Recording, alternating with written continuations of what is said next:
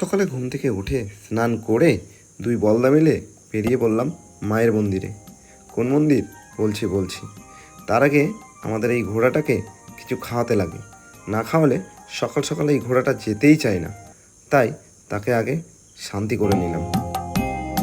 এইটা দেখে জাস্ট ওহো, ধানের পাতায় শিশির সেই লাগছিল। ফাইনালি আমরা পৌঁছে গেলাম কোথায়?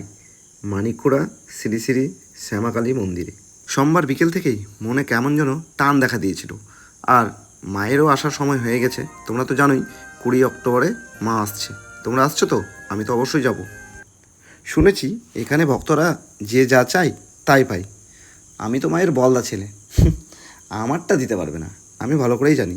যাই হোক, জোর কদমে কমিটির লোকেরা চারিদিকে সব কিছু আয়োজন করছে, কারণ সামনে পুজো। আমাকে কি মাথা মোটা বলদা এমনি বলে? একসাথে এতগুলো ধূপকাঠি ধরাতে বসে গেছি। যাই হোক, দরজা তো বন্ধ ছিল, তাই বাইরে থেকে পুজো দিলাম। আর মনে মনে বললাম, মা গো, তুমি যাতে ভালো থেকো, আর তোমার দর্শন যাতে আমরা সবাই পাই। যাই হোক, পুজো শেষ করে শেষমেশ সেখান থেকে চলে এলাম। কালী পুজোর রাতে হেভি মজা হয়, সকলে যেও কিন্তু। টাটা।